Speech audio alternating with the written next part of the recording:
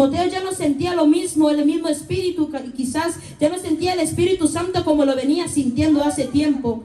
Entonces sucede que cuando todos esos falsos profetas empiezan y llegan a esa ciudad y empiezan a hablar, Timoteo empieza a bajar la guardia. Quizás Timoteo dejó de predicar como él predicaba. Quizás para que no se le fuera el pueblo, él empezó a bajarle un poquito más a lo que predicaba. Él quizás empezó a aceptar unas cosas más dentro de la iglesia. Pero entonces a Pablo se le ha revelado de lo que estaba pasando en la iglesia donde estaba Timoteo. Y es donde Pablo le escribe a Timoteo que avive el fuego del don que está dentro de él, que vuelva a encender la llama que estaba dentro de él. Porque quizás a Timoteo ya solo le venía quedando un mito. Quizás a Timoteo ya no le venía quedando más que solo cenizas del fuego de que un día había tenido. Podemos decir muchas veces y juzgar a Timoteo que por los falsos profetas él era que empezaba a menguar su fe, pero podemos ver que no es fácil pararse firme en medio de una ciudad, en medio de un pueblo donde hay mucha gente que transversa la palabra de Dios. Si nos damos cuenta, muchas veces cuando salimos a la calle y no nos vestimos igual a otros, la gente de afuera nos juzga. La gente de afuera puede decir, esos son religiosos, son legalistas. Quizás lo mismo le estaba pasando a Timoteo. Timoteo estaba predicando una palabra verdadera, una palabra que era recta delante de la presencia de Dios, pero la gente de afuera ya no le gustaba eso. La gente de afuera ya quería que cambiara a Timoteo. Podemos decir ahora en día, la gente de ahora en día quiere que uno acepte que vengan y se suban a los altares a como sea, que uno se suba a los altares con una vestidura que no debe de ser, que uno venga y presente una ofrenda que no es agradable delante de los ojos de Dios. Entonces en ese tiempo quizá la gente quería empezar a pecar y que todavía le dieran privilegio en la iglesia, quería empezar a dejar la oración y que todavía siguieran tomando cargo. Entonces Timoteo, cuando se dio cuenta de que se venía quedando sin pueblo quizá porque todos estaban yendo al otro evangelio, al evangelio falso, él quiso bajarle un poco para que no se le fueran todo el rebaño, para que no se le fueran todas las ovejas. Pero la Biblia dice algo, que cuando un pueblo adora a Dios en espíritu y verdad, entonces su presencia desciende, y donde hay presencia el pueblo no se va, porque donde hay presencia el pueblo ama la presencia de Dios. Un pueblo verdadero va a estar donde la presencia de Dios esté. No vamos a irnos a un lugar donde no haya presencia, donde solo haya sentir de la carne, donde solo se siente, como dijo el pastor, solo se enchina la piel por el sentir de la alabanza, por la melancolía, pero no es por la presencia del Espíritu de Dios. Pero donde hay un pueblo que adora en espíritu y verdad y vive bajo la santidad, entonces la presencia de Dios se mueve de una manera sobrenatural. Cuando vemos la vida de Timoteo, Timoteo no solo tenía ese problema, Timoteo también sufría de una enfermedad. Muchas veces yo a mí fue nuevo de lo que yo cuando estaba leyendo, y esto fue nuevo para mí porque yo no sabía que Timoteo también sufría de una enfermedad. Vamos en el libro de Primera de Timoteo, capítulo 5, versículo 23. Primera de Timoteo 5, 23. Ya no bebas agua, sino usa un poco de vino por causa de tu estómago y de tus frecuentes enfermedades. Cuando venimos viendo esto, sabemos de que también Timoteo tenía, se puede decir, un aguijón. Tenía una enfermedad que quizás no lo dejaba adorar en paz. Que quizás cuando él quería decir que Dios existe, que Dios hace milagros, la gente quizás le decía, si Dios hace milagros, ¿por qué no te sana a ti? Pero muchas veces la gente no sabe que la sanidad viene al tiempo, al placer de Dios. No es cuando nosotros queramos, porque si nosotros venimos delante de Dios y le decimos, Señor, sáname ahorita mismo, Dios no lo va a sanar, porque Dios no cumple caprichos. Dios lo que mira es el tiempo que Él ha puesto. Quizás tiene esa enfermedad porque solo así usted va a venir a la iglesia todos los días. Quizás Dios sabe que al quitarle esa enfermedad usted va a dejar de venir a la iglesia. Pero en ese tiempo la gente no miraba quizás las cosas de esa manera, sino que lo que hacía era juzgar a Timoteo, decirle, ¿cómo predicas a un Dios vivo si tú estás enfermo? ¿Cómo predicas a un Dios vivo si no te sana? Entonces eso era lo que empezó a menguar la fe de Timoteo, lo que empezó a que él empezara a titubear, que él empezara a desfallecer, a que tal vez a dudar aún de Dios, a decir, este evangelio que estoy llevando es extremo, porque ni me sana Dios y no pasa nada, porque la gente está criticando de mí. Pero aunque la gente critique, debemos de pararnos firme en la brecha, porque sabemos que si nos paramos firme en la brecha, un día Dios nos va a coronar con su gloria. Una de las otras que Timoteo sufría era de la edad. Si vemos cuando en 1 de Timoteo 4:12, Pablo le dice a Timoteo: ninguno tome en poco de tu juventud, sino sé ejemplo de los creyentes en palabra, conducta, amor, espíritu, fe y pureza. Podemos ver que Timoteo era de una edad muy joven. Y como también ahora en día mucha gente desprecia a los jóvenes porque dicen que no tienen edad para servir a Dios. Muchas veces dicen que no tienen edad, que solo piensan en las cosas del mundo. Y quizás en ese tiempo igual hacían con Timoteo. Quizás le decían que él no podía empezar un ministerio por la edad que tenía. Quizás en el tiempo de antes eran religiosos y tenían que tener una cierta edad para que la gente le empezara a hacer caso. Entonces Timoteo, con la edad que tenía, quizás empezó a desfallecer. Decía: no, yo no puedo, con la edad que tengo ahorita, yo no puedo servir a Dios. Y muchas veces eso es lo que pasa ahora en día en las iglesias. Le pierden atención a los jóvenes, y es como los jóvenes se empiezan a ir, es como los jóvenes se empiezan a apartar, se empiezan a llenar de las cosas del mundo y no de Dios, porque la misma iglesia a veces los aleja, no los incluye se puede decir, en actividades donde ellos se puedan llenar de la presencia de Dios.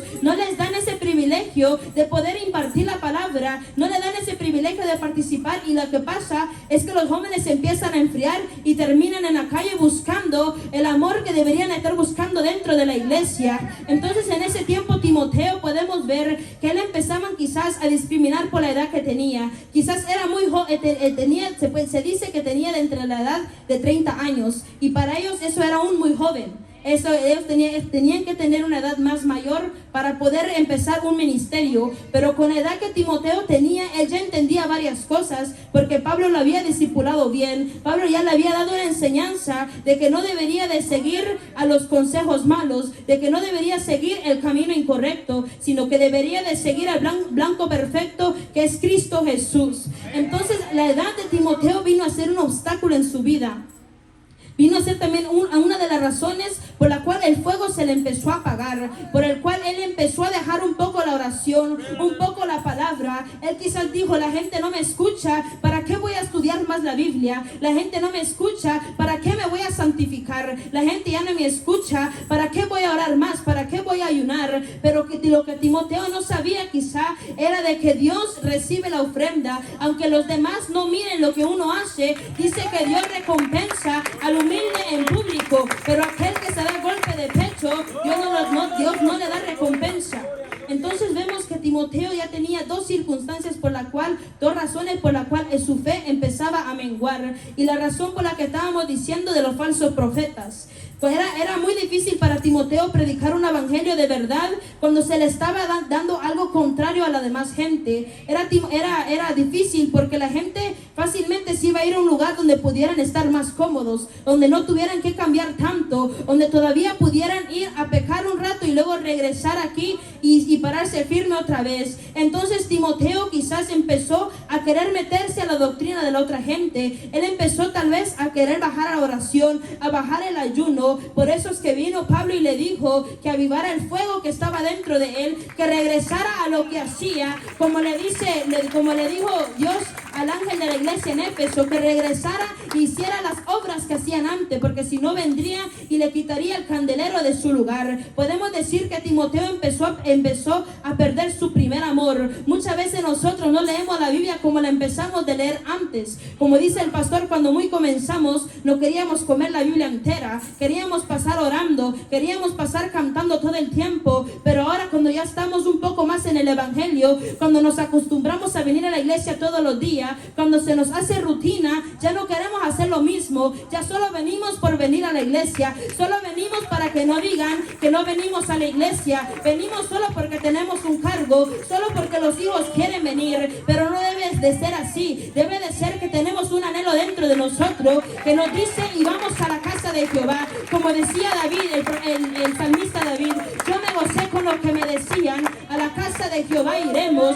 Ese gozo debemos de tener de nosotros, que desde la mañana que nos levantemos digamos: hoy es viernes, hoy toca servicio, vamos a ir a adorar a Dios, vamos a ir a exaltar, nos vamos a preparar desde la mañana, vamos a cantar alabanzas, a entregarle una oración a Dios, a entregarle quizás un ayuno, a leer la Biblia, para que cuando vengamos aquí no se nos haga difícil entrar a la presencia de Dios. Muchas veces se nos hace difícil entrar a la presencia de Dios porque venimos cargados de afuera. Porque en lugar de nosotros de buscar presencia de Dios, venimos de hacer otras cosas de afuera, y es lo que cuesta cuando uno quiere aquí meterse a la presencia de Dios. Cuando uno quiere entregar una oración, uno le cuesta. Ahí empieza el sueño, ahí ataca la debilidad, ataca la pereza, porque no venimos con una ofrenda preparada. Pero cuando uno se dispone desde la mañana y dice, hoy día yo voy a prepararme, todo el día me voy a guardar, no voy a pecar, no me voy a enojar, yo no voy a chismear todo este día, no voy a mentir, pero cuando llegue a la iglesia quiero sentir la presencia de Dios. Aunque como dijo el pastor, a veces cuando nos guardamos es cuando menos sentimos la presencia, es porque Dios quiere probar lo que hay dentro de nosotros, es porque Dios quiere ver que no solo por una conveniencia nos vamos a guardar, sino porque es algo que nosotros debemos de hacer. Porque muchas veces nosotros nada más lo hacemos por probar a Dios. Decimos, hoy me voy a guardar a ver si Dios me toca, a ver si puedo sentir su presencia. Y es cuando menos sentimos la presencia de Dios, porque queremos probar a Dios, queremos tentar a Dios, a ver si al guardarnos un día Dios nos va a ministrar. Pero no es solo de un día, sino que es de guardarnos y tratar de luchar todos los días, para que todos los días nosotros podamos estar en comunión con el Espíritu Santo. Cuando a Timoteo le he dado esta palabra, podemos ver que Timoteo se empieza a preocupar un poco. Empieza quizás a buscar más de la oración, empieza a elevar su oración otra vez a Dios, porque para Timoteo no fue fácil el momento que él estaba pasando ahí, porque si vemos en ese tiempo Pablo también estaba en la cárcel. Cuando Pablo le escribe a Timoteo esta carta, Pablo ya estaba siendo listo para ser ejecutado por el emperador Nerón.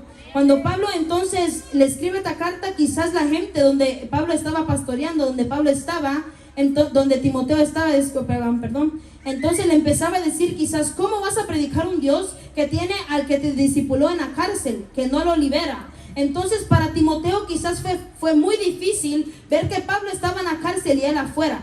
Él quizás empezó a decir, ya no está mi líder, ¿cómo voy a seguir adelante? Si él muere, ¿quién me va a ayudar? Si él muere, ¿quién me va a instruir? Si él muere, ¿quién me va a corregir a mí? Entonces eso fue algo también de lo que vino a estorbar a Timoteo. Muchas veces para nosotros no sea un líder, no sea alguien que nos discipuló, pero es el trabajo muchas veces. A veces nos quedamos sin trabajo y decimos, Dios ya me dejó, Dios ya no cuida de mí. Entonces empezamos a bajarle un poco a la oración. Muchas veces el afán de la vida, el afán del trabajo, el afán del hacer de la casa nos empieza a alejar un poco de Dios. Muchas veces aún el afán de la escuela, el preocuparnos tanto en el estudio, nos empieza a alejar de Dios, porque dejamos la oración, dejamos la lectura de la Biblia por empezar a hacer otras cosas. Pero la palabra de Dios dice que primeramente el reino de los cielos y lo demás vendrá por añadidura. Entonces si nosotros nos preocupamos por el evangelio, si nos preocupamos por el reino de los cielos,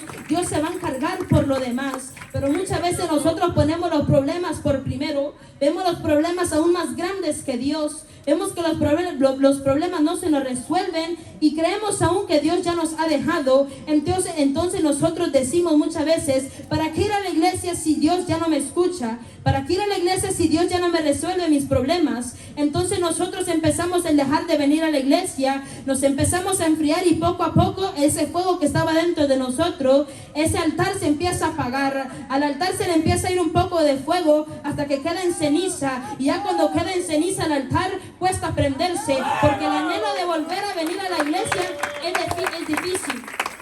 Cuando uno deja de venir a la iglesia y uno quiere regresar, muchas veces la vergüenza, muchas veces el decir, el pensar que los hermanos van a decir, oh, ya regresó el hermano al fin de tanto tiempo. Esa vergüenza que el diablo nos pone, nos evita a nosotros empezar a venir a la iglesia otra vez.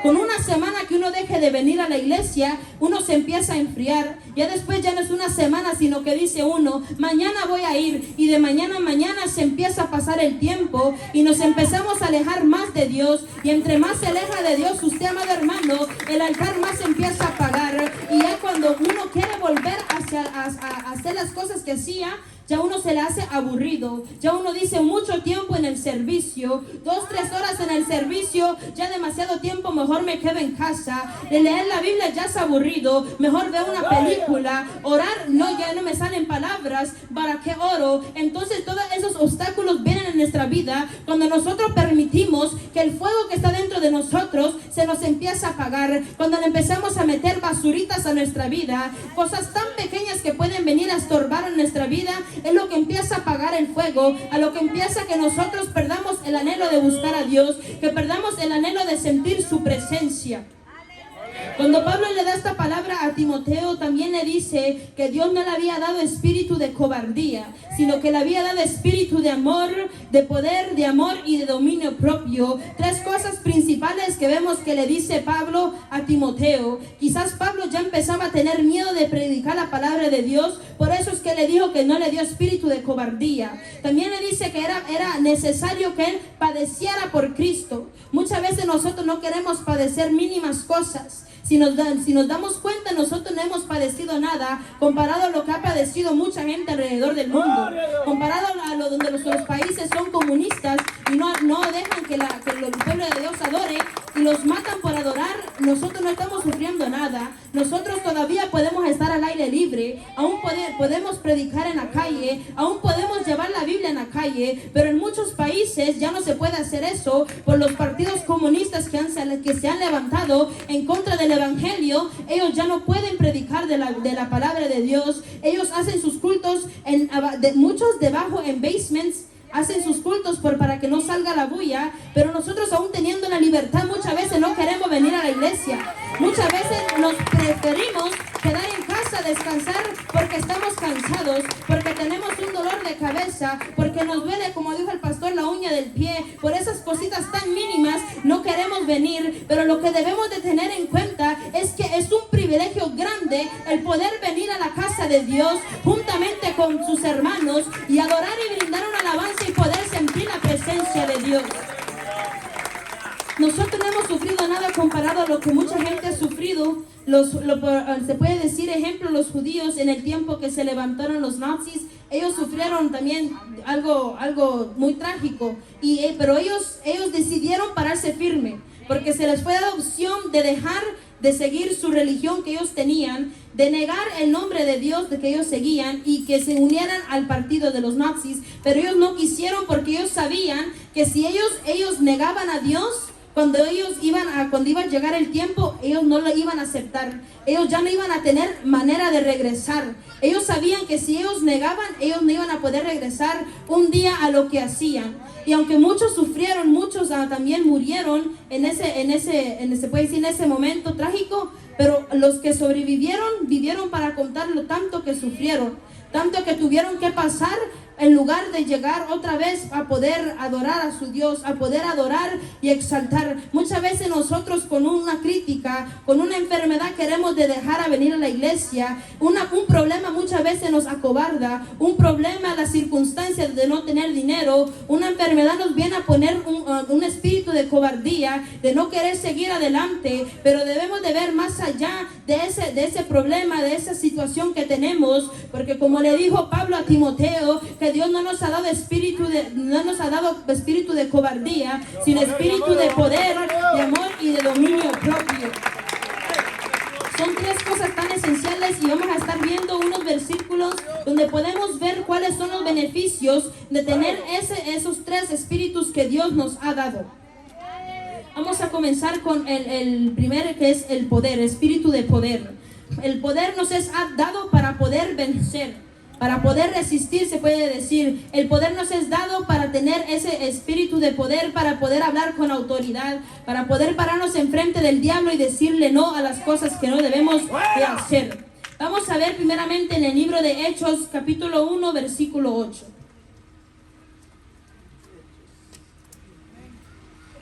Libro de los Hechos.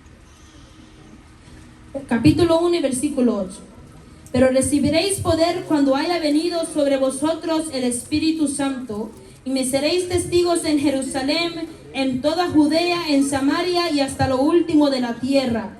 Este versículo dice que cuando recibimos el Espíritu Santo, que cuando Dios nos da su Espíritu, nosotros recibimos también el Espíritu de poder.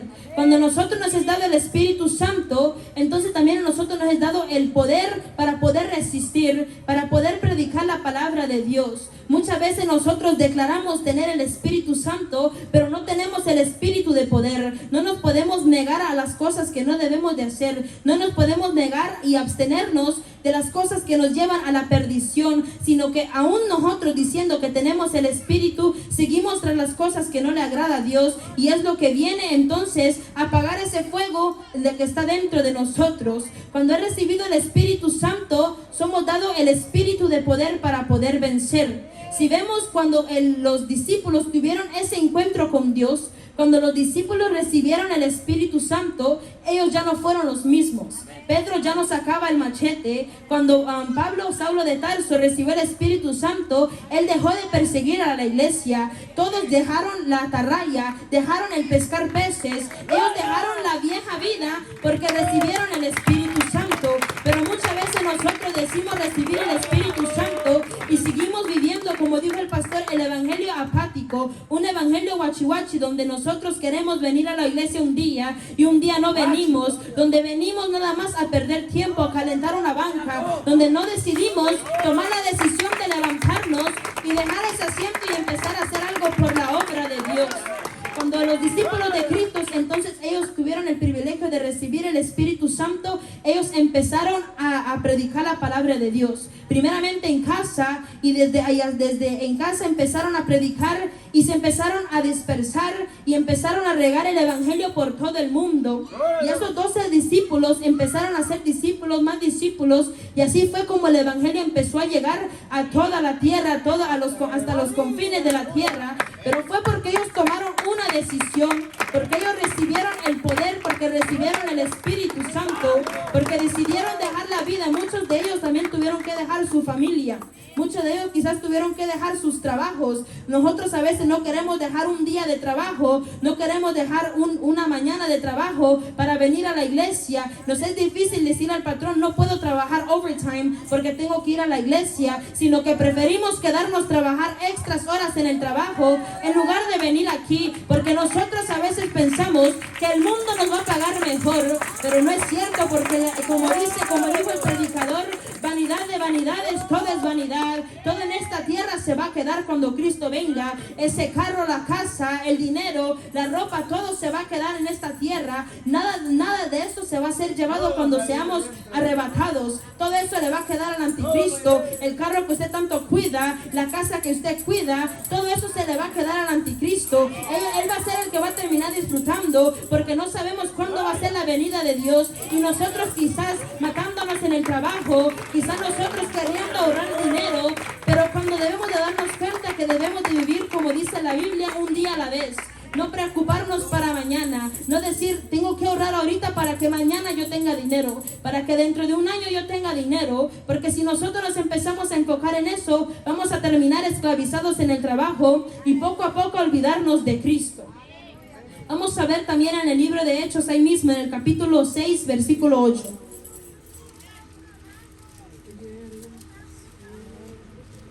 Y Esteban, lleno de la gracia y poder, hacía grandes prodigios y señales entre el pueblo. Entonces se levantaron unos de la sinagoga, llamados de los libertos y de los Sirene, de Alejandría, de Cilicia y de Asia, disputando con Esteban.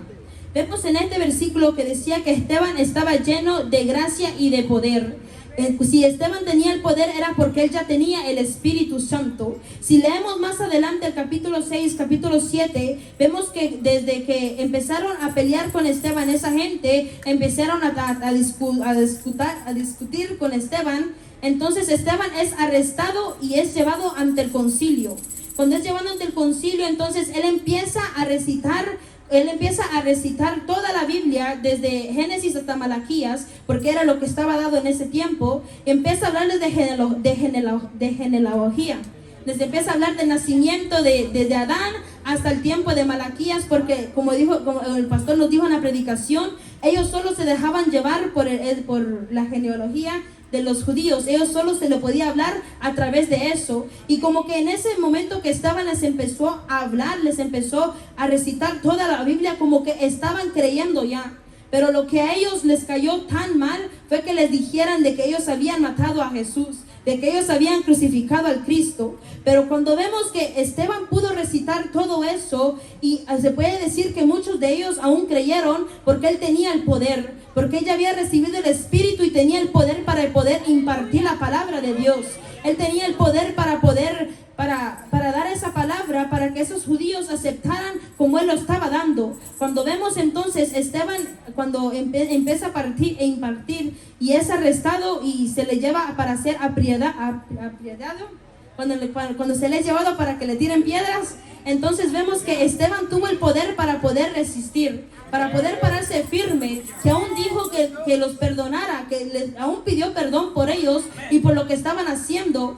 Eso es algo sorprendente, porque ¿quién va a decir ahora en día: Señor, perdona a ese hermano que me está criticando, Señor, perdona a ese hermano que está levantando un falso contra mí? Lo que hacemos en lugar es ponernos y darle la mano al hermano y ponernos a criticar juntos. Nos ponemos a hablar del hermano y de hermano a hermano nos empezamos a criticar, en lugar de pararnos firme como se paró Esteban, con el poder de Dios, y pidió perdón aún por sus enemigos. Como dice la Biblia de Dios, que debemos llamar a nuestros enemigos.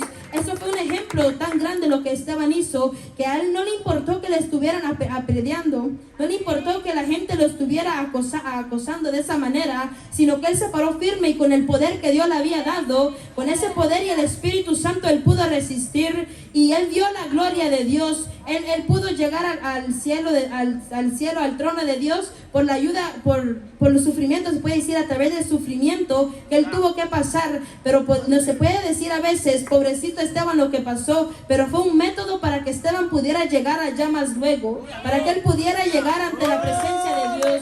Muchas veces nosotros vemos todo de una manera mala, vemos todo de una manera, se puede decir, negativa. Vemos una enfermedad negativo, decimos: nos vamos a morir, vamos a dejar a la familia, ¿quién va a disfrutar mi carro? ¿Quién va a disfrutar mi dinero? De lo que nosotros debemos de alegrarnos es que nuestra redención está cerca, que pronto vamos a ver a Jesús, que pronto vamos a ver a aquel que dio su vida por nosotros. Debemos de alegrarnos, porque sabemos que para los que aman a Cristo todas las cosas les ayudan a bien. Sabemos que si nosotros nos viene una enfermedad y no es el tiempo de que muramos, vamos a sobrevivir. Pero si en el libro de Dios está que vamos a morir ya, ninguna pastilla, ninguna terapia, ninguna cirugía nos va a poder salvar, si ya está destinado que ese día usted va a morir. Entonces debemos de poner todo en las manos de Cristo. Vamos a ver también en el libro de Lucas, capítulo 10, versículo 19.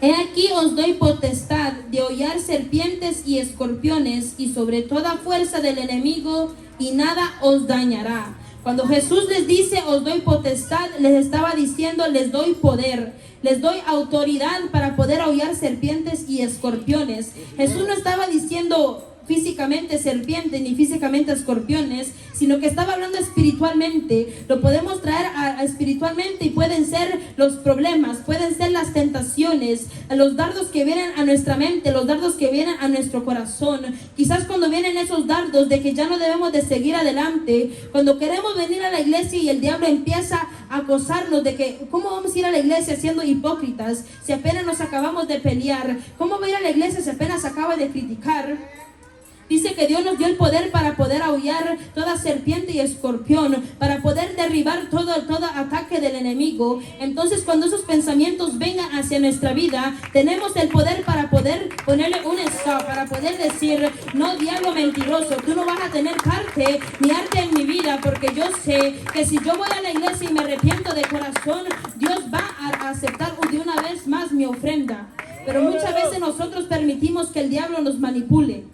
Permitimos que esos pensamientos nos hagan efecto en nuestra vida. Nosotros mismos decimos: cierto, ¿cómo voy a ir a la iglesia siendo un hipócrita? ¿Cómo voy a ir a la iglesia si acabo de criticar a mi hermana? ¿Cómo la voy a ver a la cara? Van a ver que yo voy indiferente. Y esos pensamientos que nos vienen que vienen hacia nuestra mente empiezan a tomar parte en nuestra vida. Dejamos que empiecen a tomar parte en nuestra mente, que lleven con nuestra mente y se llenan todos esos pensamientos, y es como empezamos a fracasar en el evangelio. Es como empezamos a dejar de venir a la iglesia porque ya no nos sentimos bien. Porque si usted se ha dado cuenta, cuando uno hace algo malo, uno ya no quiere regresar al lugar donde uno cometió ese error. Cuando muchas veces uno hace algo malo en casa, uno sabe que ha cometido un error. Cuando uno tiene que regresar, uno siente remordimiento porque sabe que tiene que ir a pedir perdón. Lo mismo cuando uno quizás ha criticado a su hermano, ha criticado a su hermana, uno sabe que al venir aquí, ese remordimiento de pedir perdón va a venir a su corazón. Y muchas veces el orgullo es lo que nos detiene de venir a la iglesia, porque sabemos que al venir aquí vamos a tener que pedir perdón y no queremos sacar de lo que está dentro de nosotros, no queremos renunciar, no queremos pedir perdón a lo que hemos hecho. Entonces el orgullo es lo que nos viene a detener, pero entonces nosotros nos es dado el poder para poder vencer, para poder deshacernos de ese orgullo que nos está deteniendo, de esos pensamientos que nos están deteniendo que vengamos a la iglesia. Muchas veces no es quizás un pecado, sino que es el sentimiento.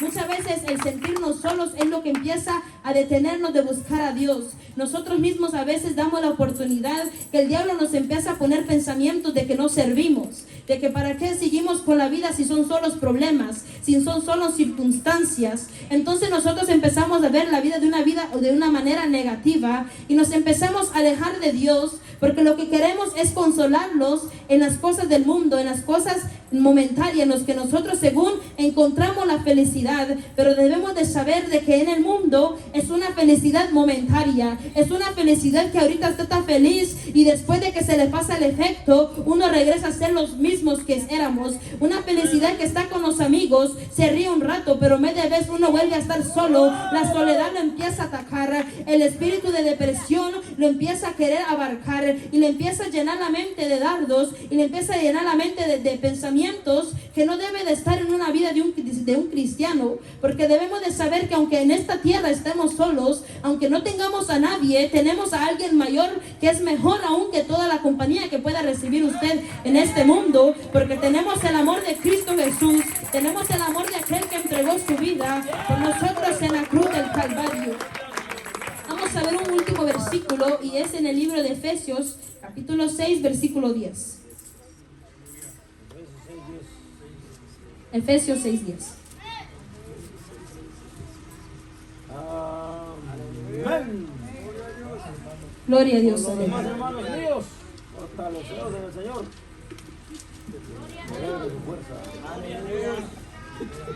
Gloria a Dios, aleluya.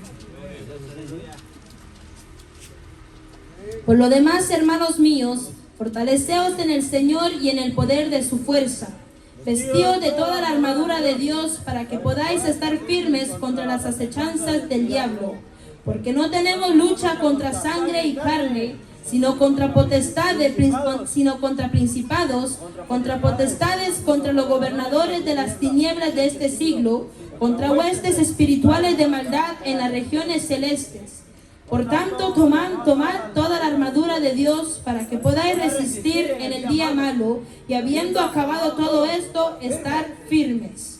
En este versículo podemos ver que tenemos el poder para poder pararnos firmes ante todo el ataque del enemigo, que aunque venga lo que venga en nuestra vida, Dios nos ha dado la armadura de Dios, nos ha dado el yelmo de la salvación, nos ha dado la espada que es su palabra para poder vencer al diablo. Pero muchas veces queremos venir y pelear con nuestras propias fuerzas y nos desgastamos y nos cansamos y ya no queremos seguir adelante porque no estamos tomando la armadura de Dios. Queremos empezar a combatir con el diablo, con nuestras mismas fuerzas, no pidiéndole fuerzas a Dios, sino queremos vencer con lo que ya tenemos, con nuestros pensamientos. Queremos nada más dejarlo en paz, como que si no estuviera pasando nada, creyendo que va a pasar, el pensamiento malo va a pasar, pero sabemos que el diablo no se queda tranquilo hasta que saca a ese hermano, hasta que saca a la hermana de la iglesia, hasta que acaba con la vida del cristiano. El diablo no se queda tranquilo. Entonces, si sabemos eso, debemos de tomar la armadura de Dios para pararnos firme contra todo lo que venga a nuestra vida, contra cualquier problema, cualquier circunstancia que quiera venir. Si tenemos la armadura de Dios, vamos a poder vencer. Y si tenemos esa armadura, vamos a llegar muy lejos en el caminar de Cristo Jesús. Vamos a estar viendo también el segundo punto, el espíritu del amor. El amor al prójimo, aún así siendo enemigos. Si tenemos el amor de Dios, debemos de amar a todos como nosotros mismos. Es uno de los mandamientos principales que dijo Dios cuando vino a la tierra. Vamos a estar viendo en el libro de Romanos capítulo 5, versículo 5.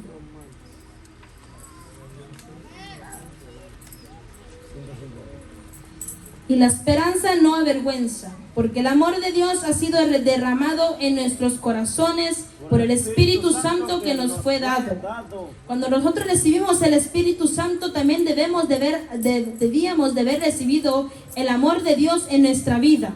Si nosotros tenemos el amor de Dios, entonces no vamos a ver con ojos malos a aquel que nos critica, aquel que nos murmura. No lo vamos a ver con una cara mala, no los vamos a ver con cara de limón, no los vamos a ver disgustándonos, no nos vamos a querer alejar, sino lo que vamos a hacer contrario es querer acercarnos a ellos, querer quitar esa contienda que está en medio de nosotros, querer quitar ese estorbo que el diablo está poniendo en medio de esos hermanos. Si tenemos el amor de Cristo Jesús, cuando alguien viene y nos critica o nos murmura o empieza a hacer algo en contra de nosotros, lo que nosotros hacemos es saludar al hermano. Si tenemos el amor de Dios, no dejarlo de saludar, empezamos a hablarle, no dejarle de hablar, porque si nosotros empezamos a ponernos del mismo plan, del mismo juego del otro hermano, nos vamos a unir y juntamente vamos a terminar en el mundo, porque no vamos a poder soportar estar en el mismo lugar con esa riña, con ese pleito que van a tener. Entonces, si nosotros tenemos el amor de Dios, vamos a poder vencer a todo dardo que venga a nuestra mente. Vamos a poder vencer a toda crítica, a todo eso lo que quiere venir a sentir un hermano en contra de otro hermano. Lo vamos a poder vencer porque tenemos el amor de Dios. Si tenemos el amor de Dios, también vamos a sentir ese amor por las almas que están afuera. Cuando veamos a alguien en la calle, vamos a sentir el dolor de ellos. No vamos a decir, ellos lo buscaron, no vamos a decir, ellos pudieron salvarse, sino que vamos a sentir compasión por el prójimo. Pero cuando veamos a alguien que no tenga comida y nosotros llevemos algo, se lo vamos a dar. Cuando veamos a alguien en la calle, no vamos a decir, esta joven puede trabajar, ¿por qué no se va a buscar un trabajo? Porque nosotros no sabemos lo que ellos pasaron. Muchas veces los que están afuera en la calle tirados o los homeless han pasado cosas tan terribles en su niñez, su adolescencia, su juventud, que los llevó a meterse a vicios, y así es como terminaron en la calle. Y nosotros lo que miramos es como el ojo humano, es fácil nada más de verlo y juzgarlo instantemente, pero debemos de ver más allá, debemos de platicar con ellos, de predicarles de Dios. Y cuando uno empieza a hablar con ellos, uno se da cuenta por la razón que ellos están aquí, y uno se da cuenta que ellos están ahí, muchos de ellos porque unos fueron abusados, muchos de ellos fueron despreciados por sus padres, muchos de ellos que también se quedaron huérfanos de muy pequeños y empezaron a buscar el amor que ellos querían en los amigos, y los amigos lo que empezaron a hacer fue dañarlos metiéndoles vicios, y es como muchos terminaron en la calle sin esperanza. Pero si tenemos el amor de Dios, vamos a ver a esos hermanos, vamos a ver a la gente, al prójimo con ese amor, y vamos a querer brindarle nuestra ayuda para que un día también ellos vuelvan a levantarse.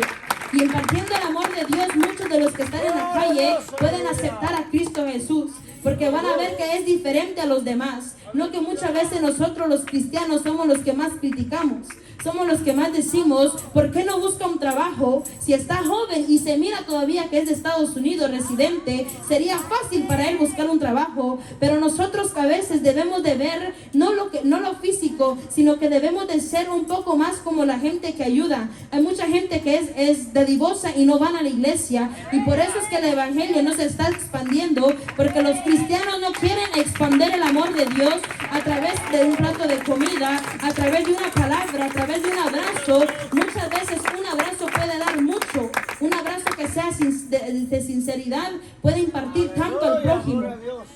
Vamos a estar viendo ahí mismo en el capítulo 12, versículo 9 al 10 en el libro de Romanos.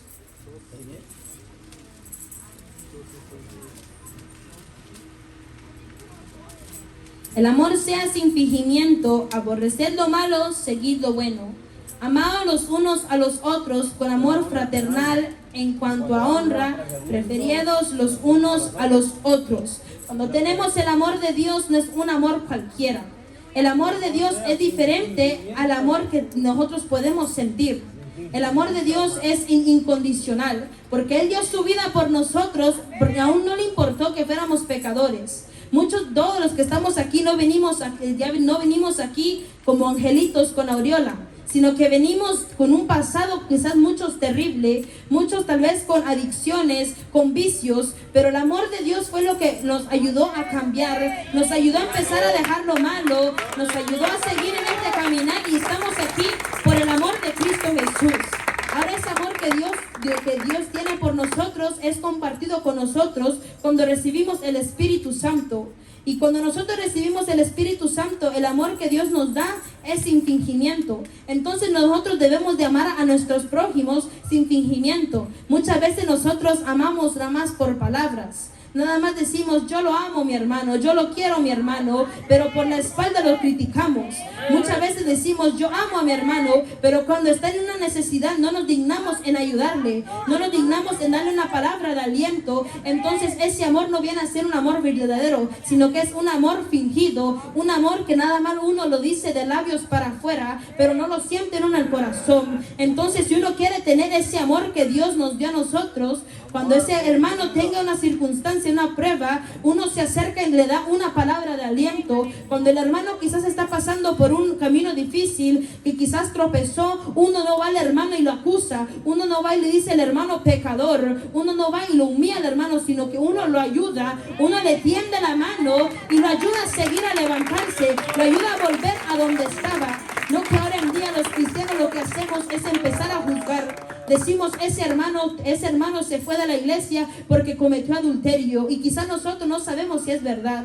Ese hermano se fue porque criticaba todo el tiempo. Ese hermano se fue porque era ladrón. Y usted ¿quién asegura que era por eso que se fue? Tantas cosas que pudieran haber pasado en la vida del hermano, y usted en lugar de ayudar, lo que hizo fue juzgar. Lo que hizo usted fue unirse al plan del diablo y a sacarlo juntamente con el diablo, en lugar de extenderle la mano y ayudarlo a que se levantara.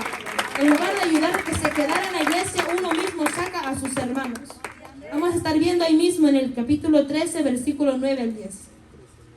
Porque no adulterarás, no matarás, no hurtarás, no dirás falso testimonio, no codiciarás, y cualquier otro mandamiento en esta sentencia se resume: amarás a tu prójimo como a ti mismo.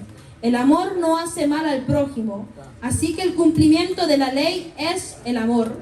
Vemos que todo es resumido bajo el mandamiento del amor al prójimo, porque si amamos a nuestro prójimo, no vamos a codiciar lo que tiene el prójimo. Si amamos a nuestro prójimo, no vamos a levantar falso testimonio al prójimo. Si nosotros sentimos ese amor y si verdaderamente profesamos tener el amor hacia todo el mundo, si nosotros decimos tener el amor de Dios, no vamos a venir a cometer algo malo en contra de nuestro prójimo, no vamos a tomar la mujer o el esposo del prójimo, sino que vamos a respetar, porque el amor de Dios lo que hace es que nos aleja de las cosas malas. Como vemos aquí, dice que aquel que mata, que adultera, que hurta, es el que no tiene el amor de Dios. Porque cuando uno roba algo es porque uno no tiene amor a esa persona. No sabe el dolor que le va a causar al robarle esa cosa a esa persona. Quizás sea algo valioso, algo que nosotros no lo miramos con sentido, pero tenga mucho valor para esa persona. Pero si uno tiene el amor de Dios, no va a cometer cosas para hacerle daño a su hermano,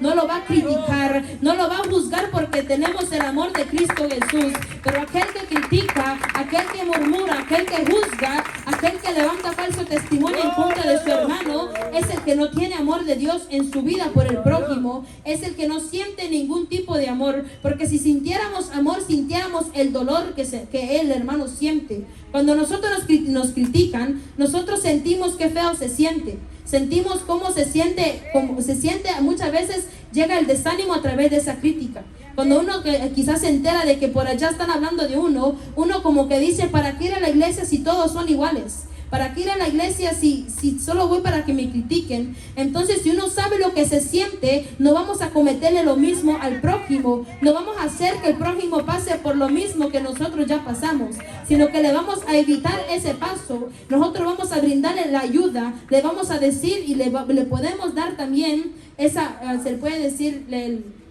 aviso de tener cuidado con el pecado, para que no pase por lo mismo que nosotros pasamos. No que muchas veces nosotros decimos, ese hermano no le voy a decir nada porque tiene que pasar el mismo sufrimiento que pasé yo para poder llegar a donde yo estoy. Debemos de tener compasión hacia nuestro hermano, porque si tenemos el amor de Dios, vamos a tener la compasión hacia nuestro hermano, vamos a apreciar a nuestro hermano contra todo. En primera de Juan 4:8 es un versículo tan sencillo que los niños se lo han aprendido y muchos de aquí también se lo saben, y es el que no tiene amor, el que no tiene amor es porque no ha conocido a Dios, sino porque si nosotros conocemos a Dios es porque vamos a compartir el amor de Dios. Nosotros tenemos que dar lo que Dios nos dio.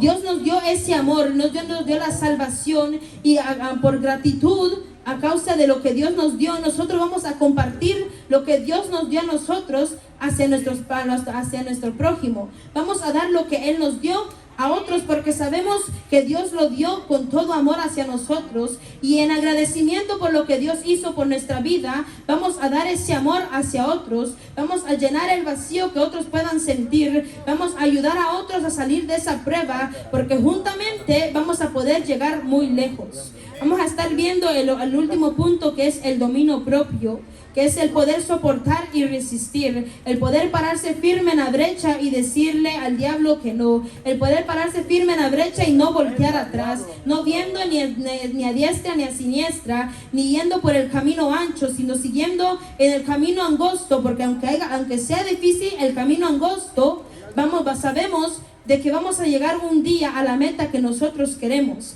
¿Cuántos han pasado por un camino angosto quizás, o de camino a la montaña? Podemos ver que el camino a la subida es un camino tan angosto, y vemos que si uno se desvía un poco, si uno pierde el control, uno puede caer al barranco que esté al lado. Uno puede caer y desviarse y puede ir a dar contra la pared que está al lado. Así es el caminar del cristiano. Si no tenemos cuidado cómo vamos caminando, nos vamos a caer por el barranco, o nos vamos a ir a dar tropezones, porque no nos estamos dando cuenta por el caminar donde vamos. No estamos poniendo atención por dónde vamos caminando. Pero si ponemos atención y nos paramos firme, vamos a llegar sin muchas heridas, sin muchos tropiezos, vamos a llegar hacia nuestro destino. Vamos a ver en el libro de Santiago, capítulo 1, versículo 2.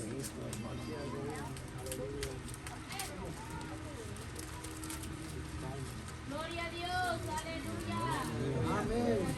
Bienaventurado el varón que soporta la tentación, por cuanto haya resistido la prueba, recibirá la corona de vida que Dios ha prometido a los que le aman. Cuando uno soporta la prueba, uno muchas veces puede decir, pero si yo hago si es una mentirita tan pequeña, es una cosa tan pequeñita que voy a hacer, no creo que le ofenda a Dios, no creo que Dios se moleste conmigo, como decíamos muchas veces quizás de pequeño, una mentirita blanca, una mentirita tan sencilla, es para que uno no se meta en problemas que voy a mentir. Eso viene a dañar a nuestra vida, viene a ser un obstáculo, porque de una mentirita pequeña, uno vuelve a hacer una mentira más grande para cubrir esa mentira pequeña, y luego esa mentira se viene a hacer otra mentira, y de mentira en mentira se viene construyendo una vida entera de puras mentiras, y nos convertimos en gran mentirosos por una mentirita pequeña que quisimos decir. Vemos que el varón que soporta la tentación, por muy pequeña que sea, va a ser recompensado. Aquel que se para firme y dice, yo no voy a hacer esto, aunque no parezca tan malo lo que se dice hacer, aunque parezca algo tan insignificante, pero sabemos que nos va a dañar a nosotros. Y si nos paramos firmes y soportamos esa prueba, vamos a tener esa corona de justicia. Porque si nosotros quizás digamos, es una mentirita tan pequeña, pero en medio de esa mentira tan pequeña Dios viene por su iglesia, se va a quedar por una mentira tan pequeñita, por una cosita tan pequeña que a nosotros nos parezca insignificante, podemos perder nuestra salvación, podemos dejar de entrar al reino de los cielos por una cosa tan pequeña que nosotros digamos, pero como si solo fue para cubrir a mi hermano, fue una mentira para cubrir a esa cosa tan pequeña puede venir a dañar a nuestra salvación. Vamos a ver también ahí mismo en el libro de Santiago, capítulo 4, versículo 7. Dios, aleluya. Someteos pues a Dios, resistid al diablo y huirá de vosotros. Cuando nos sometemos a Dios, cuando buscamos a Dios de todo corazón, solo así vamos a poder resistir al diablo. Muchas veces nosotros queremos venir contra el diablo y soportar las pruebas, pero no venimos con oración y no traemos palabra. ¿Cómo vamos a poder resistir? Más fácil que sea una presa para el diablo, como dice la gente. El que no ayuna, el diablo se lo desayuna, y el que no ora, el diablo se lo devora. Porque el que no tiene oración, es fácil que un dardo venga y entre a la mente del cristiano. Porque el que no ayuna, entonces es fácil que la carne tiemble delante del pecado. Cuando uno no hace lo que Dios tiene y no tiene el Espíritu de Dios, cuando viene una circunstancia, cuando viene una tribulación, cuando viene un pecado, la carne empieza a temblar. Uno empieza a derretirse enfrente del pecado. Como dijo el pastor, empieza a sobarle la cola al gato. Empieza a decir, ¿lo hago o no lo hago? Lo hago ahorita y Dios me va a perdonar. Pero sabemos que aunque nosotros ahorita digamos, Dios me va a perdonar, va a traer consecuencias. Porque toda cosa trae consecuencia. Toda desobediencia trae consecuencia. ¿O acaso cuando su hijo hace algo malo en la casa, usted lo deja pasar y le dice nada más, para la próxima no lo hagas? ¿Verdad que no? Uno le pone una consecuencia al hijo para que aprenda verdaderamente que no lo debe de hacer, porque si no, el hijo vuelve a cometer lo mismo, el hijo vuelve a cometer esa misma travesura porque no se le puso un castigo. Así es Dios con nosotros. Si cometemos un pecado, Dios nos da un castigo para que no volvamos a caer en la misma piedra. Pero muchas veces nosotros ni con el castigo aprendemos, porque venimos a caer en la misma piedra, y en la misma piedra, y en la misma piedra, y es como nunca llegamos a avanzar. Vamos a ver el último versículo, y va a ser en Proverbios 25, 28.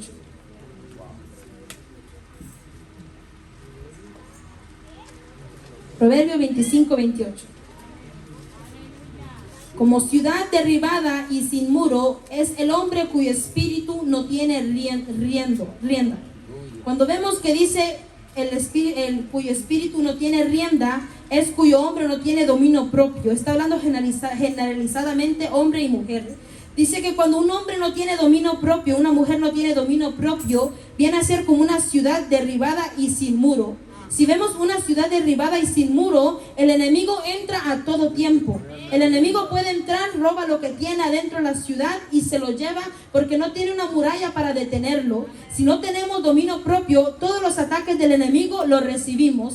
Todos los pecados, lo que viene delante de nosotros, lo recibimos. Como dijo el pastor, parecemos asadón. Todo para adentro, sea bueno y malo, todo lo llevamos porque no tenemos dominio propio, porque no sabemos distinguir entre lo bueno y lo malo, y queremos agarrar todo, sea bueno o malo, lo queremos recibir. Entonces, si nosotros no tenemos dominio propio en nuestra vida, venimos a ser como una ciudad derribada y sin muro. Venimos sin guardia, sin protección, porque una ciudad derribada es cuya ciudad viene el enemigo y lleva las cosas que quiere en ese tiempo. Como en el tiempo de Sansón podemos ver que los filisteos llegaban y entraban y se robaban la comida, se llevaban todo el grano que tenían los hebreos en ese tiempo, porque no tenía una muralla, porque no tenía alguien que se parara enfrente del pueblo y dijera ya no más. Entonces nosotros, si lo traemos a este tiempo, es nuestra vida que es una ciudad, un pueblo se puede decir, y debemos de poner esa muralla que es la oración, el ayuno, la palabra, la lectura de la Biblia, que nos empieza a poner esa muralla contra el diablo y no deja que cualquier cosa pase fácilmente, sino que nos detenemos cuando queremos cometer algo.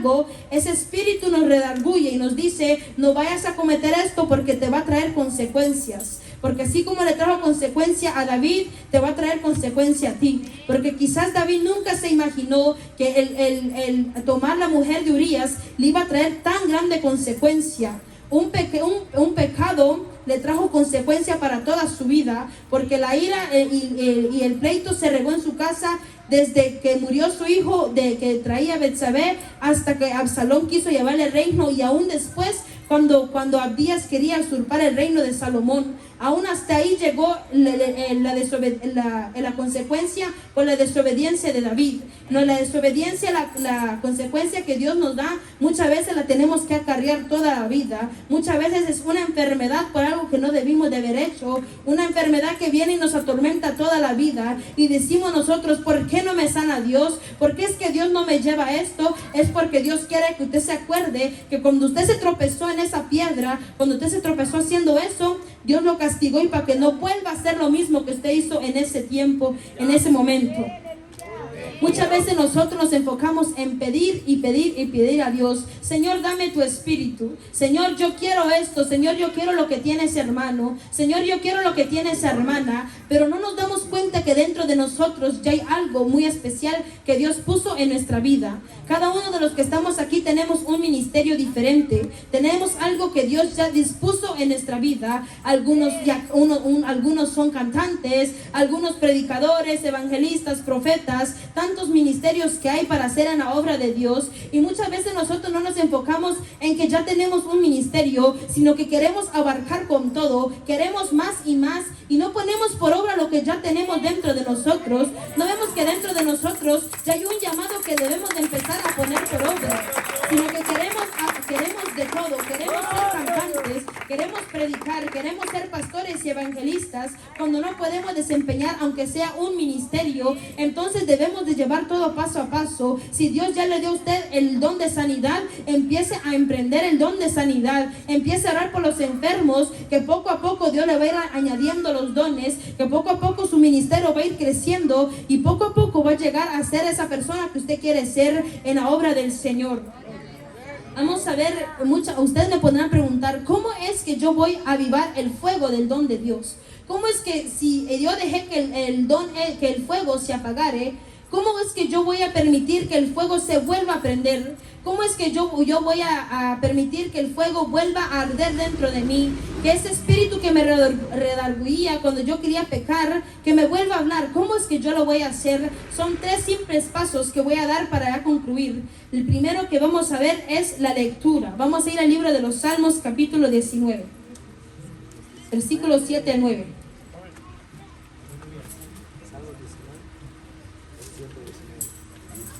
Salmo 19, versículos 7 al 9. La ley de Jehová es perfecta, que convierte el alma. El testimonio de Jehová es fiel, que hace sabio al sencillo. Los mandamientos de Jehová son rectos, que alegran el corazón. El precepto de Jehová es puro, que alumbra los ojos. El temor de Jehová es limpio, que permanece para siempre. Los juicios de Jehová son verdad, todos justos.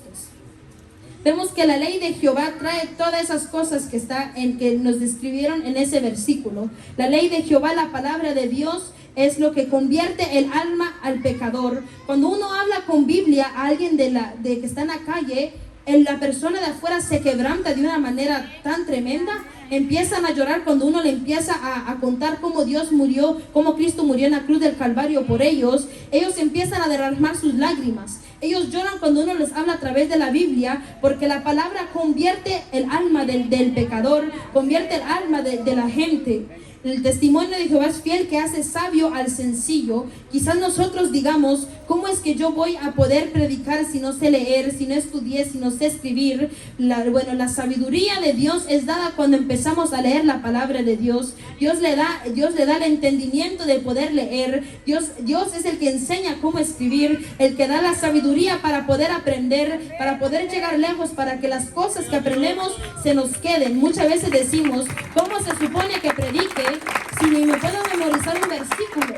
Muchas veces con leer nada más, con leer y repasar, cuando uno se para aquí enfrente, los versículos se le empiezan a venir. Los versículos ya empieza uno a dar lo que uno tomó. Porque ¿cómo vamos a dar algo que no hemos recibido? Por eso, si nosotros queremos empezar a aprender lo que Dios nos dio, aprender ese fuego en nuestro altar, debemos de empezar con la lectura de la Biblia. Debemos de llenarnos de la palabra de Dios, porque la palabra lo que viene a limpiar, a purificar nuestros corazones, lo que viene a purificar nuestra alma.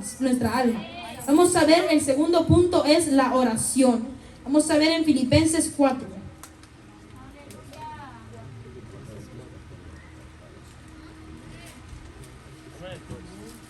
4 del versículo 6 al 7.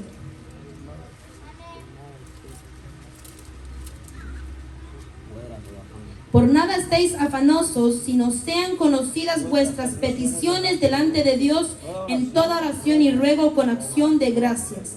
Y la paz de Dios, que sobrepasa todo entendimiento, guardará vuestros corazones y vuestros pensamientos en Cristo Jesús. Muchas veces nosotros preferimos hacer otras cosas que dedicarle 5 minutos de oración a Dios. Muchas veces se nos hace tan difícil entregarle 5 minutos antes de ir a acostarnos por el cansancio. Pero pues, si nos damos cuenta, cuando uno no ora antes de irse a dormir, en medio del sueño empiezan a venir dardos. Empiezan a venir sueños que empiezan a perturbar nuestra vida espiritual. Empiezan a venir deseos que empiezan a perturbar nuestra vida espiritual porque uno no ora antes de dormir, porque uno no entrega una oración y no encomienda su espíritu a Dios antes de dormir. Cuando uno se duerme, dice que uno debe de encomendar su espíritu, su alma y su cuerpo, porque mientras que nosotros dormimos, los espíritus están libres en el ambiente, queriendo ver una puertecita para poder atacar y empezar a minar. Y si ese espíritu encuentra una puerta tan pequeña, él entra, y media vez entra, empiezan a abrirse puertas y puerta tras puerta hasta que nosotros nos llenamos de espíritus inmundos, de deseos carnales que no vienen de Dios. Pues si vemos, dice que si nosotros debemos de declarar nuestras peticiones delante de Dios en toda oración y ruego con acción de gracias. Muchas veces nuestras oraciones solo son queja y queja. Señor, ¿por qué esto? Señor, ¿por qué lo otro? Pero no nos tomamos un momento para agradecerle a Dios por lo que tenemos. No tomamos el momento para agradecerle a Dios por nuestra familia, por la salud, por la comida, por las cosas tan sencillas que Dios nos ha dado. Debemos de agradecerle a Dios. Y media vez agradecemos a Dios por eso, ya podemos poder venir a pedir a Dios nuestras peticiones. Muchas veces nosotros creemos que Dios también es adivino, que Dios sabe nuestra necesidad. Nosotros no queremos pedir por nuestras peticiones, no queremos orar por lo que queremos, sino que nos quedamos de brazos cruzados. Pero Dios no responde a las peticiones así, sino que Dios responde a las peticiones que uno ora fervientemente, como lo oró Ana. Como lo oró Ana cuando quería un hijo, ella oró tan persistentemente, ella desgarró su alma y por eso es que la petición se le fue concedida. Muchas veces queremos orar una sola vez y queremos que Dios nos conteste. Como me dijo mi mamá una vez, es que usted nada más quiere pedirle a Dios ahorita y que ya mañana le conteste. No es así. Usted tiene que pedirle, aunque muchas veces de largo plazo, para que Dios le conteste, para que Dios le diga lo que va a hacer en su vida, para que Dios le abra las puertas. Muchas veces queremos decirle a Dios, Señor, crea mi familiar, y le oramos una vez a cada año. Así nunca vamos a recibir nuestro milagro. Debemos de orar persistentemente para que Dios vea el anhelo de nuestro corazón, para que Dios vea ese anhelo que tenemos, que nuestros familiares vengan hacia los pies de Cristo Jesús. Cuando nosotros oramos, vemos que Dios guarda nuestros corazones y nuestros pensamientos. Cuando nosotros oramos, hacemos una muralla en nuestra mente, hacemos una muralla en nuestro corazón, hacemos una barrera para que los dardos solo lleguen a querer molestar, pero no entren, para que los dardos no tomen posesión de nuestra vida. Pero cuando nosotros no estamos orados, cualquier dardo, cualquier pensamiento viene a debilitarnos, viene a querer minarnos. Pero si nosotros nos paramos firme y empezamos a orar, empezamos a entregarle a Dios nuestra vida, a través de la oración, nosotros podemos ver cómo Dios nos ayuda a vencer toda tentación, toda prueba del enemigo que quiere venir hacia nuestra vida. El tercer punto para poder sentir y avivar el fuego del don de Dios es la llenura del Espíritu Santo. Y vamos a ver el último versículo para que es Hechos 4, del versículo 31.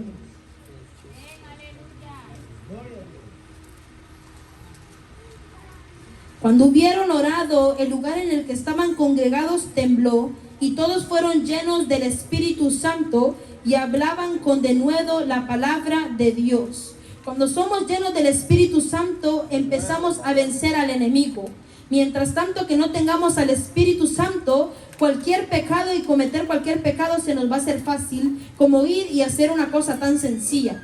Pero cuando tenemos el Espíritu Santo, un pecado tan pequeño se nos hace tan grande. Una mentira tan pequeña la sentimos como que hemos hecho la mentira más grande del mundo, porque tenemos el Espíritu Santo que nos redarguye. Pero cuando no tenemos el Espíritu Santo, podemos mentir y mentir y pecar, que no viene ningún redargüimiento en nuestro corazón. Lo hacemos como de hábito ya, porque ya no está el Espíritu Santo. Pero si nosotros empezamos a buscar la llenura del Espíritu Santo, el fuego dentro de nosotros se va a empezar a prender, porque vamos a dejar de hacer las cosas que no debíamos. Si tenemos el Espíritu Santo y si tenemos la oración y la palabra, vamos a poder hacer esa muralla alrededor de nuestra vida, alrededor de nuestra mente, y ese fuego que una vez estaba dentro de nuestro corazón va a volver a ser encendido, y esa llama va a volver a prenderse dentro de nuestro corazón. Vamos a ver el último versículo ya para cerrar, y es Levítico 6 del 12 al 13.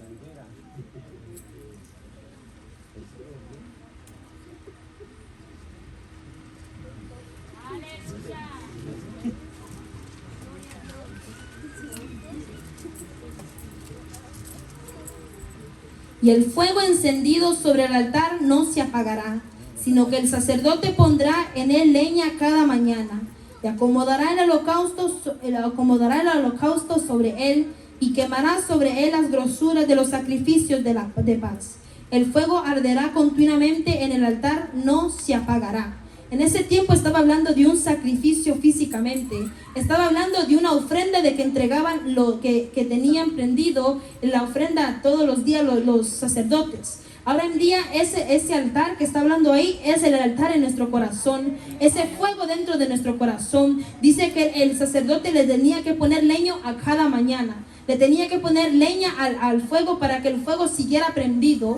Esa leña que dice ahí para nosotros es la palabra, es la oración, es el ayuno. El Espíritu Santo es lo que viene y mantiene el fuego encendido. Las grosuras que ellos dicen, la grosura de los sacrificios de la paz es el ayuno, porque el ayuno es un sacrificio que nosotros hacemos y presentamos delante de Dios, que es como en ese tiempo los sacerdotes presentaban el sacrificio delante de la presencia de Dios para perdón de sus pecados. Cuando nosotros ayunamos, oramos y leemos la palabra, hacemos todos los requisitos que Dios necesita para mantener ese fuego prendido. Ese fuego se va a mantener prendido y no se va a volver a apagar como en ese tiempo. Si uno le mantiene prendido la leña al fuego, el fuego no se apaga. Pero media vez uno le deja de poner leña al fuego, el fuego se empieza a apagar. O cuando uno prende una asadera y uno le pone carbón primeramente y le echa el gas líquido, el fuego se levanta hasta arriba. Pero media vez uno deja de ponerle carbón, solo queda humito. Y después del humito nada más queda ceniza. Y así es como va quedando nuestro altar de nosotros. Primero está encendido cuando estamos enamorados de Jesús. Cuando estamos enamoradísimos de Jesús, el fuego está prendidísimo. Pero media vez dejamos la oración, dejamos la palabra, dejamos el ayuno, permitimos que el altar de nosotros se empiece a apagar. Media vez los pensamientos empiezan a llenar nuestra mente y nos empiezan a desanimar. El fuego empieza a apagarse y nos empezamos a debilitar. Y el altar que una vez estaba prendido, ahora, está apagado. Ahora tiene que reconstruirse el altar como lo hizo Elías. Elías, antes de presentar su altar, tuvo que reconstruir su altar. Tuvo que arreglar el altar que habían hecho los profetas de Baal. Nosotros a veces queremos que el fuego se prenda en el mismo altar que tenemos, pero muchas veces ese altar ya está contaminado. Ese altar muchas veces ya tiene cosas que a Dios no le agradan. Y para poder volver a prender el altar, tenemos que reconstruir el altar como lo hizo Elías. Tenemos que deshacernos de esas cositas pequeñas, porque dice que las zorras pequeñas echan a perder la viña entera. Un poco de levadura leuda toda la masa, y una mosca muerta puede herir el perfume del perfumista. Así es como nosotros, una cosa tan pequeña puede impedir que el fuego del altar se vuelva a prender, que nosotros podamos emprender lo que Dios nos dio. Si queremos empezar a emprender lo que Dios nos dio, tenemos que empezar a regresar a nuestras obras viejas que hacíamos, a empezar a buscar a Dios enamoradamente, a regresar a nuestro primer amor, a enamorarnos de Cristo como cuando estábamos la primera vez, así de la manera de lo que nosotros queríamos leer todos los días. Cuando no leíamos la Biblia se nos hacía un pecado tan grande. Cuando nosotros no orábamos sentíamos que no estábamos conectados con Dios. Pero cuando se nos hace de rutina, oremos o no oremos, andamos igual todo el tiempo. Leamos la Biblia o no leamos la Biblia, andamos igual todo el tiempo. Como me dice mi papá, ya leo la Biblia hoy, y si le decimos no, él dice, ¿ya comieron hoy? Si ya comimos. Entonces, ¿cómo no ha comido la palabra espiritual? Si necesita la comida físicamente para sobrevivir, necesita la palabra espiritualmente para poder mantener el altar prendido. Esa palabra espiritual, la oración, es lo que mantiene que nosotros nos mantengamos firmes, que ese altar se mantenga prendido todo el tiempo. Póngase sobre sus pies, amado hermano. Si nosotros empezamos a hacer estos pasos, vamos a poder prender ese altar en nuestro fuego. Vamos a poder ponerle fuego a nuestro altar. Vamos a poder empezar de nuevo una nueva vida.